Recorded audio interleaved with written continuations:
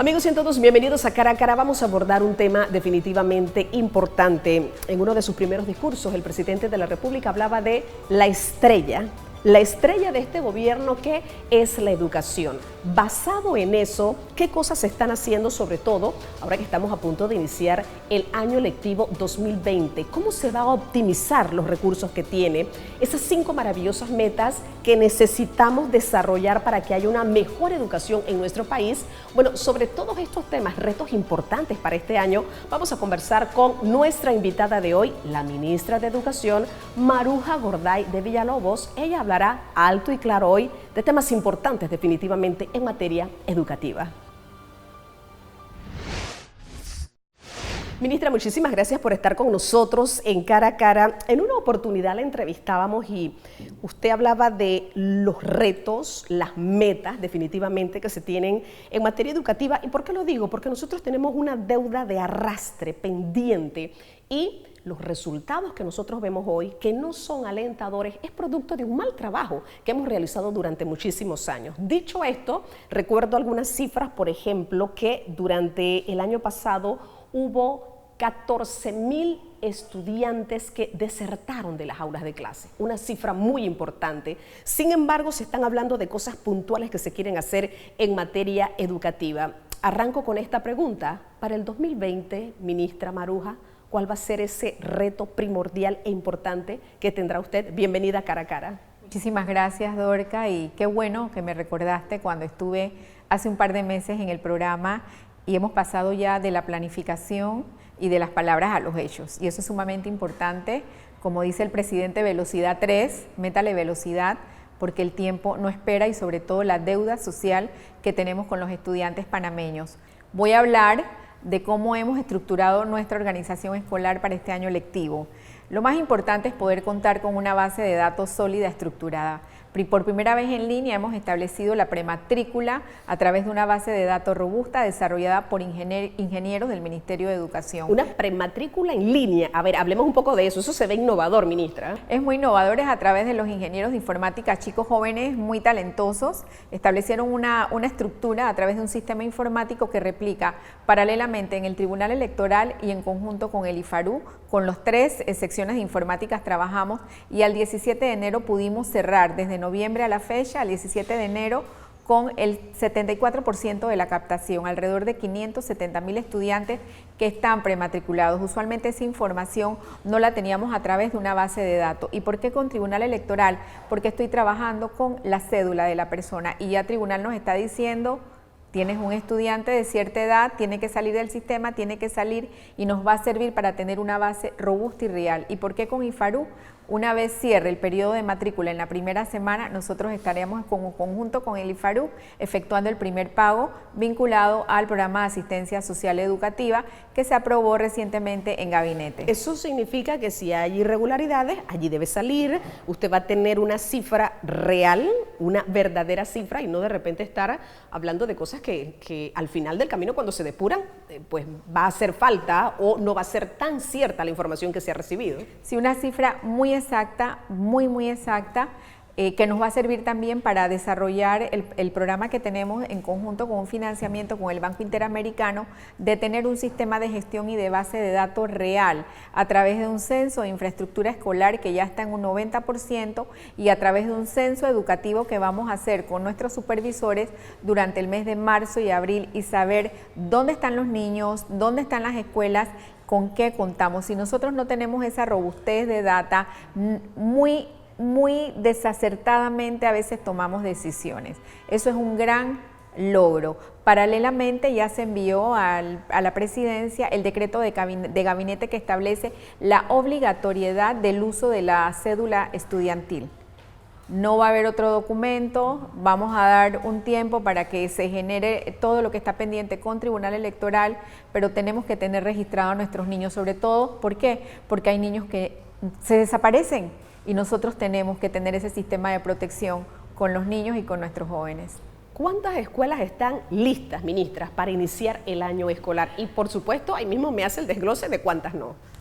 Sí, yo te digo que tenemos y hemos estado hablando 35 en estado crítico. Pero es un tema de qué significa lista. Yo tengo muchísimas escuelas que físicamente no van a funcionar en su sede real porque por temas legales o por temas de atraso con las empresas los hemos tenido que trasladar. Lo que nosotros estamos garantizando es que esas 35, 40 escuelas puedan continuar brindando sus servicios donde están actualmente. Te pongo el caso y lo tengo que ser muy responsable con la Escuela Miguel Alba. Ese proyecto es un proyecto que se atrasa, comienza, sin embargo nosotros ya hemos hecho visita en sitio, el viceministro, mi persona, todo el equipo, la dirección de ingeniería, y estamos garantizando que donde ellos están físicamente tengan las condiciones básicas para arrancar.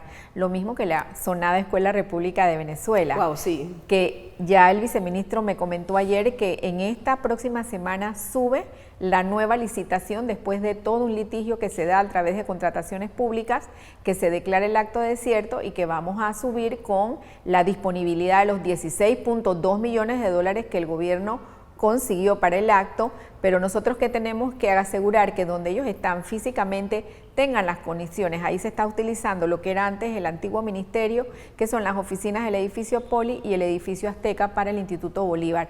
Yo incluso dije, a raíz de todo lo que he visto incluso de sus noticieros, de que voy a visitar personalmente, porque eso es lo que tenemos que hacer. República de Costa Rica tiene un 60% de avance, van a recibir una parte de la escuela, la otra parte hay que ver cómo ayudamos a que donde estén puedan dar. Lo que nosotros sí no podemos permitir es que la primera o la segunda de clase tengamos estudiantes pensando dónde van a estar o por módulos. Eso sí no lo vamos a permitir. Hay 1.163 escuelas que se van a beneficiar con el apoyo de la transferencia a las juntas comunales. Sí, que es un tema que quiero abordar y desglosar un poco más adelante. Vamos a ver si este primer bloque nos los da, pero si la memoria no me falla, ministra, en una fecha aproximada, el año pasado, habían arriba de un poco mayor de 9.000 estudiantes que no iban a poder iniciar el año lectivo precisamente por las malas condiciones de las escuelas. ¿Este año no hay esa cifra? Yo en este momento no te puedo hablar de cifra. Yo sí he sido muy responsable. Yo tengo 842 aulas ranchas que en este momento no se han tocado. Quizás estaremos recibiendo 59 escuelas de la comarca antes del 2 de marzo y eso está ya incluso en el portal de Panamá Compras, que estamos por recibir muchas escuelas, pero las aulas ranchos, nosotros estamos pendientes con nuestros directores regionales porque ese proyecto requiere una inversión de más de 50 millones de dólares. El presidente sabe y está buscando cómo conseguimos los recursos, porque él dijo, yo no voy a esperar el 2024 para decir que las eliminé, yo las tengo que eliminar máximo en 2 años. La cifra, otra vez la repite, ministra, por 840 favor. Aulas 840. ranchos en 325 escuelas a nivel nacional. Tristemente, es nuestra realidad. Ahí nosotros no estamos haciendo intervención porque eso requiere otro tipo de intervención de topografía del terreno, de cómo se van a movilizar los materiales, de las contrataciones que se tienen que hacer por lo que requiere. Hay muchas que son multigrado, hay otras donde hay 8 salones y estamos ya se hizo todo el levantamiento a través de la Dirección de Infraestructura. Me llamó mucho la atención precisamente información del director de Infraestructura. Y me parece que es muy también atinado que en lugares muy apartados en estas escuelas ranchos, para darle una mejor calidad tanto a docentes como a estudiantes, se pensaba utilizar este tipo de material donde se arman, que es también mucho más ágil. Qué bueno que hay iniciativas como esta, pero vamos a ver en el camino cómo se desarrolla este tema de escuelas ranchos. ¿Por qué me quedaba en la cifra? Recuerdo hace 2 administraciones atrás, en algún momento las autoridades educativas decían que no había escuelas ranchos en Panamá y se sostenían con esa estadística. Sin embargo, imagínense, arriba de 800 escuelas ranchos y bueno, hay que trabajar definitivamente porque los que van ahí son panameños y futuras generaciones. Voy a la primera pausa, ministra, pero mire, cuando vengamos me gustaría que usted, como la titular de esta cartera, pudiera explicarnos un poco cómo va a funcionar este tema de juntas comunales, reparación de escuelas. Aquí ha habido un tema de toda la vida con las distintas administraciones y es este. El verano no alcanza para reparar tantas escuelas y cuando viene el periodo escolar, entonces hay que detener esto porque están los muchachos utilizando las que quedan en buen estado. Pero aquí se está hablando de algo diferente, una iniciativa diferente, que la reparación o rehabilitación sea constante a lo largo de todo el año escolar. ¿Esto puede tener en el tiempo y en el espacio buenos resultados? Bueno, lo vamos a hablar, ministra, cuando vengamos de la siguiente pausa comercial. Acompáñenos, esto es Cara a Cara.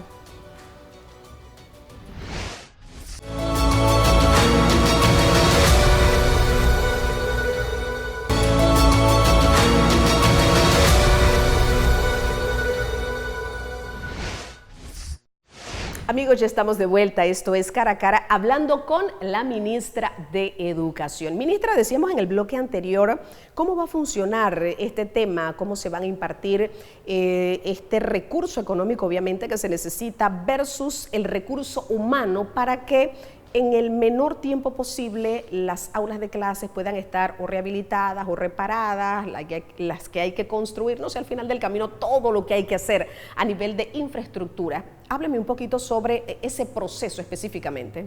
Es importante poder explicar a la comunidad que este procedimiento es un procedimiento que se ha fortalecido. En administraciones anteriores ya estaba la iniciativa y el alcance del año 2019 fue a 400 escuelas por aproximadamente 8 millones de dólares.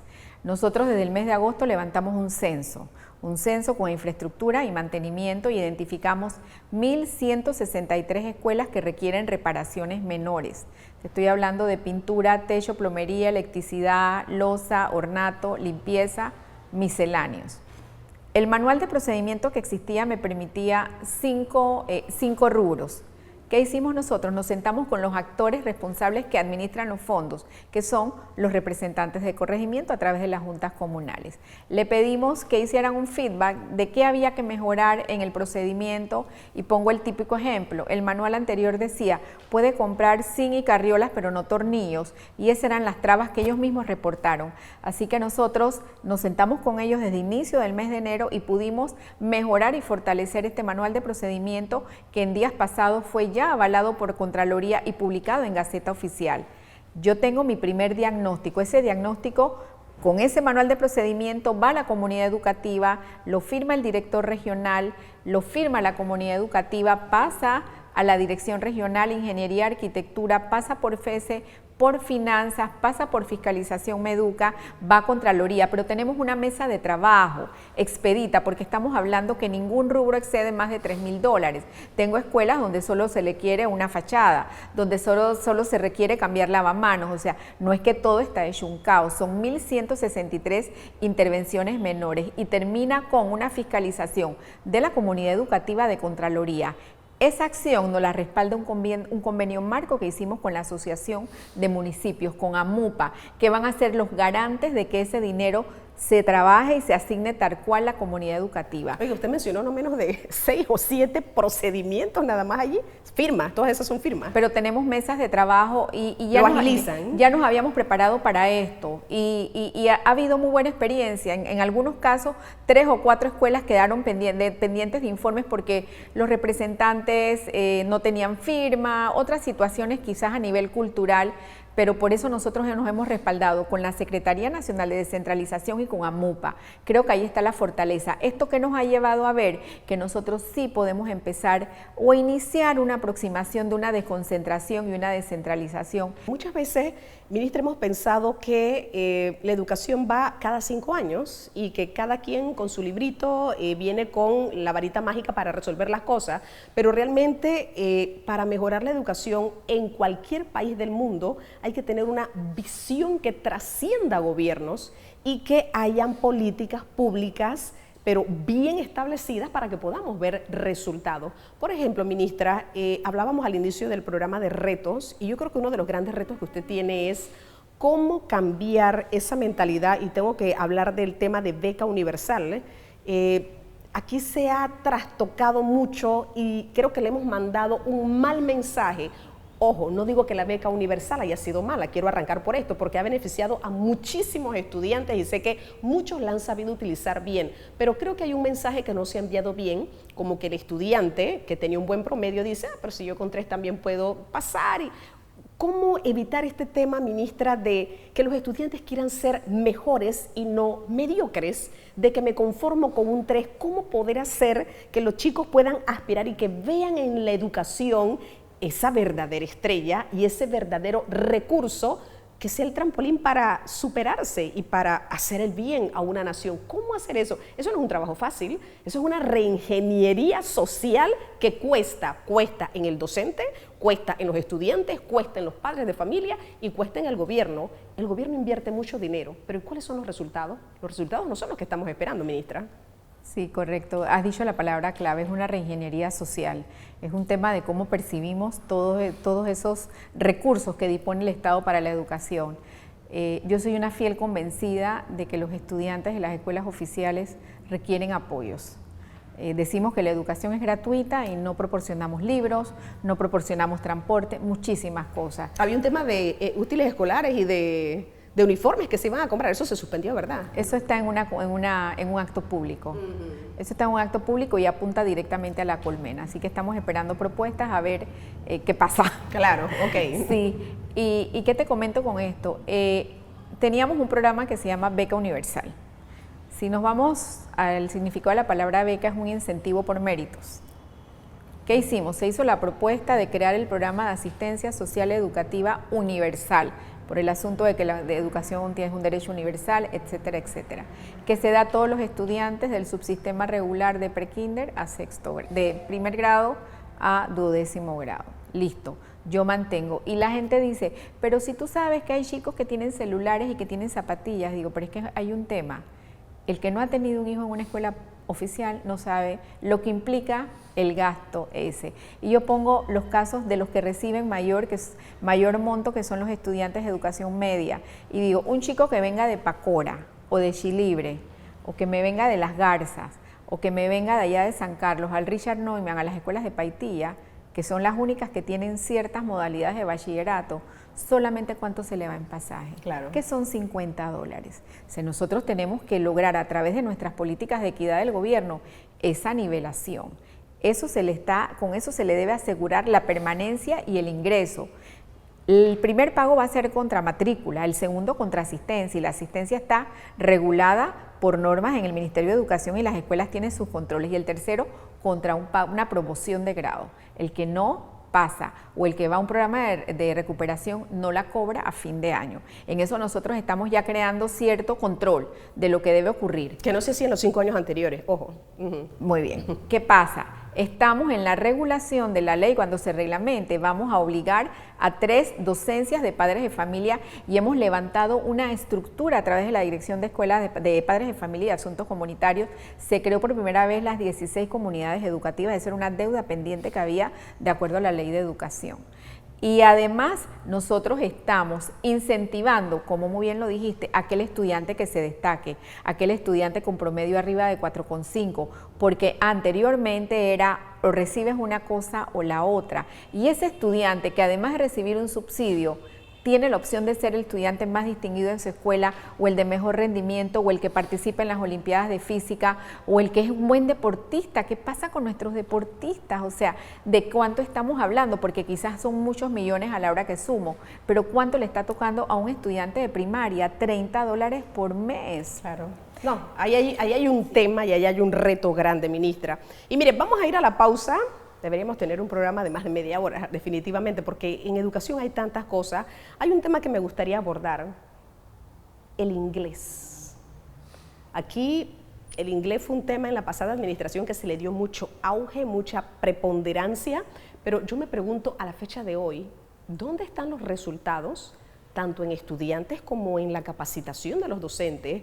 ¿Cuál es a lo mejor la investigación, análisis, auditorías que se han realizado, ministra, sobre este tema? Porque definitivamente que es un idioma universal y que como panameños en este momento en las aulas de clases debe ser una de las grandes prioridades. Sí, pero ¿cómo se va a dosificar o cómo se va a administrar? Me gustaría abordar este tema, ministra, cuando vengamos de la siguiente pausa comercial. El tema de la deserción también, ¿se hace algún estudio o análisis de por qué los jóvenes no se encuentran, no terminan su año lectivo? Porque hay en nuestro país durante el 2019 14,000 estudiantes que salieron de las aulas de clase. ¿Dónde están? ¿Qué pasa con esos chicos? ¿Qué está pasando con ellos? ¿Van a ingresar nuevamente? ¿Se fueron? ¿Son caldo de cultivos para malas cosas? Ahí hay un tema definitivamente interesante y muchos retos. Lo vamos a hacer, ministra, cuando regresemos de la siguiente pausa comercial. Acompáñenos, esto es Cara a Cara.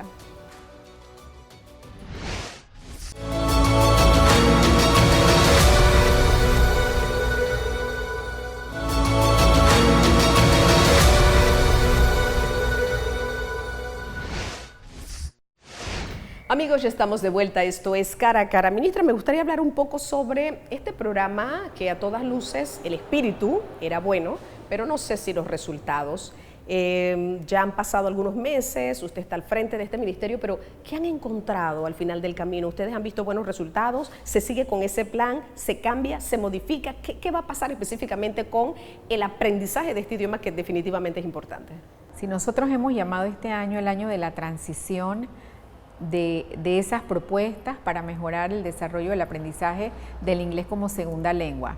Nosotros vamos a aprovechar una ley que existe, que se creó para ese programa, que se llama Panamá Bilingüe, y la vamos a transformar durante el primer trimestre posiblemente en una ley de política pública de enseñanza del inglés, porque tenemos que aprovechar también los recursos que quedaron instalados a nivel de capacitación, a nivel de certificación de 62 docentes que están certificados por organismos internacionales y fortalecer esa política que el presidente también muy bien, Cortizo, aportó para mejorar nuestra competitividad. Vamos a redireccionar los esfuerzos y tratar de fortalecer lo más que puedo aquellos bachilleratos bilingües que no fueron considerados. Comprar recursos, porque este proyecto se está financiando con un préstamo del CAF, muy bien apoyado, muy bien controlado. Sin embargo, nosotros sí tenemos que hacer unos replanteamientos con los informes que hemos recibido. El tema de los niños de prekinder y kinder y primaria, estamos todavía en ese proceso de revisión. Ya recibimos la primera auditoría a cierre de 2018. Solicitamos a personal de Contraloría y personal de auditoría interna que se revisen algunas cuentas, algunas compras, pero mira, lo bueno de esto es que hemos podido hacer un análisis muy desmenuzado de lo que está ocurriendo. Nosotros tenemos que tener data, hay data que se tuvo para una población, pero para otra no tenemos, y si nosotros estamos invirtiendo 179 millones de dólares en un proyecto, además de contratación de personal y todo lo que generó algunas normas que no estaban dentro de la norma, nosotros tenemos que presentar un buen informe al país. ¿Pero qué reveló la auditoría, ministra? ¿Qué revela esa auditoría? No, la auditoría revela que hay ciertos gastos de personal que viajó a capacitarse, que no tenía que viajar. Bueno, yo oportunamente lo diré, pero ya hemos avanzado, ya la tenemos y eso es importante. Yo sí tendría que ser muy reservada porque yo tengo que pasarlo a una auditoría forense para que me diga detalladamente y nosotros entonces actuar en casos que se tenga. Lo que sí puedo decir que en este momento la auditoría no reflejó ni dolo, ni peculado, ni nada de eso. Además, eso fue administrado por un organismo internacional. Sin embargo, nosotros sí tenemos que hacer ajustes en cuanto a la compra de libros, que el acto público sea abierto, que todos puedan participar, en cuanto a que si yo tengo, como te dije, estudiantes con bachillerato en comercio, en hotelería, comercio bilingüe, ahí es donde yo tengo que apuntar mi mayor inversión, porque esos son los que finalmente salen y no consiguen trabajo y entrar a la universidad. Así que nosotros estamos haciendo esa redirección. Nosotros hemos integrado la Dirección de Lenguas Extranjeras al Ministerio de Educación. El proyecto lo que hizo fue sacarla y dedicarse solamente a 200 y tantas escuelas. Eso no puede ser. El inglés es para las 3.000 escuelas, es el currículum panameño y estamos haciendo todo un análisis de revisión curricular porque en algunos grados de primaria sí se redujo la cantidad de horas y hay una hipótesis, hay factores asociados de que quizás eso pueda haber influido en los resultados de las pruebas de la lectura comprensiva de español. Quería tocar el tema también de la deserción escolar, ministra, y ver un poquito el tema porque aquí hay retos importantes. Los educadores, cómo capacitarlos más, ellos son la clave de la educación. Aquí si no hay un buen educador, no estamos hablando de absolutamente nada, por más que tengamos aulas en las mejores condiciones, por más que los papás quieran ayudar a los estudiantes. Yo recuerdo, porque mi madre es una educadora jubilada, que ella hablaba mucho del supervisor que revisa, pero también conozco en la actualidad de docentes que esa palabra supervisor, eso no existe. Entonces, ¿cómo se hace al final del camino para poder tener una fiscalización y saber que ese proceso de enseñanza-aprendizaje va por buen camino? El tema de la deserción escolar, con esto también, con este gran reto que hay de educadores mejor preparados para que puedan dar una buena enseñanza en un aula de clase. Sí, qué bueno que lo dijiste, porque a veces somos muy fiscalizadores o muy crueles cuando vamos a hablar de los educadores. Me quito mi capa de ministra y me pongo mis antecedentes hace 30 años cuando inicié como maestra de estudiantes con discapacidad, y hay muchos factores asociados. la familia, la nutrición, la alimentación, los desplazamientos, la dispersión geográfica, la falta de recursos a nuestros estudiantes, no les damos recursos.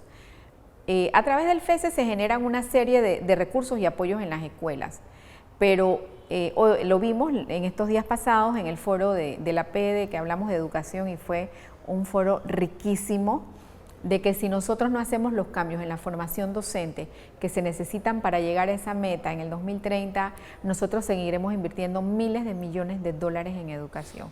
La educación docente tiene que apuntar a cambiar ese paradigma que hay de que el docente tiene que responder a las exigencias de este siglo y educar para el 2050, ya no es para el 2030, y tiene que tener esa capacidad de generar esa persona reflexiva, crítica, pensante, que se adapte, de habilidades blandas, transversales, en una era digital, donde tienes que adaptarte constantemente al mundo. Ya estamos en un mundo donde una persona dice que puede en su vida tener hasta 8 trabajos y no significa que sea un inadaptado. Entonces requerimos que ese docente venga así a las aulas. ¿Pero se está preparando así, ministra, ese docente? No, o sea, digo que no porque tendríamos que hacer esa transformación curricular. Sé que nuestras universidades no han tenido los mejores recursos para esa inversión y sería también muy fuerte nosotros decir que las universidades no lo están haciendo o los institutos que forman docentes. Por eso el presidente Cortizo hace un par de días firmó un convenio con las 4 universidades oficiales del país que forman docentes para llevarlos a preparaciones doctorales, para nosotros ir permeando con esa nueva visión del mundo, con esa nueva visión de lo que requiere la educación desde los otros campos y poder que esos formadores de docentes estén a la vanguardia. Sería muy injusto censurar a nuestras universidades y como tú lo dices, son muchos factores asociados. ¿Qué pasa? Todo me recae que finalmente la tasa de cobertura cae en educación media y más de la mitad de los estudiantes van saliendo. ¿Qué me dijo PISA-D? Falta de motivación, aquel chico que me repitió en primaria es un candidato para salir en secundaria, aquel chico que no tuvo el apoyo de los padres, no hubo motivación docente, no hubo estrategia y eso es lo que estamos trabajando con el proyecto Modalidades Flexibles que se desarrolla en muchos países de la región, incluyendo El Salvador, donde la mora de estudiantes que han desertado en los últimos 10 años ha retornado casi un 15%, nosotros quisiéramos por lo menos que un 5% y me sirve de sistema de alerta de qué está ocurriendo, porque yo voy a identificar, a su vez eso me lleva a lo que le llamamos las políticas de la trayectoria, me va articulando un nivel con otro y me va identificando, revisa el chico que está en vulnerabilidad, en riesgo social, si tienes que trabajar con él el sábado, si tienes que trabajar con su familia. Obviamente estamos hablando de un país que es chiquito, pero que es disperso geográficamente. Por eso queremos descentralizar, porque donde nosotros tengamos las regiones empoderadas y los territorios con los gobiernos locales, esto puede cambiar. Y aquí hay que hacer 2 cosas. Ese círculo vicioso hay que romperlo. ¿A qué me refiero? A estudiantes mal preparados que luego van a una universidad, que tampoco se preparan bien y que esas son las personas que luego regresan a un aula de clase a enseñar mal a los chicos que se están levantando. Eso hay que totalmente hacer un borrón y cuenta nueva. Para eso están todos estos programas que son los que se quieren incentivar. Pero hay algo que hay que conectar.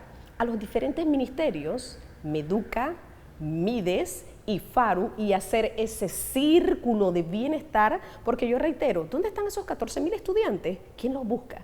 ¿Quién sabe de ellos? ¿Cómo podemos ayudarlos? Ahí hay una gran tarea y definitivamente un gran reto también. Bueno, es que en materia educativa hay muchísimas cosas. Hay 5 áreas específicas que ya están determinadas: calidad, equidad, formación de educadores, gestión e inversión. ¿Por cuál arrancamos? No, hay que darle a las 5 al mismo tiempo y ese es el gran reto que usted tiene con su equipo, ministra. Así que esto está comenzando. Ojalá que este año 2020 todos los actores en sus diferentes responsabilidades o con las diferentes responsabilidades que hay, puedan apuntar a esa calidad en educación, gobierno, padres de familia, educadores, estudiantes, porque qué triste que un estudiante vaya a un aula de clase y cuando mira, aquí no hay absolutamente nada, pero peor aún cuando espera el educador y ese educador todavía no está porque no ha sido nombrado, porque han pasado muchas cosas. En eso es donde hay que trabajar y cerrar todos esos círculos. Yo creo que hay muchos proyectos buenos, proyectos que hay que seguir desarrollando y bueno, cuando se siembra bien, definitivamente que se recoge bien. Así que vamos a ver qué pasa con este año lectivo 2020. A usted, ministra, muchísimas gracias por habernos acompañado aquí en Cara a Cara.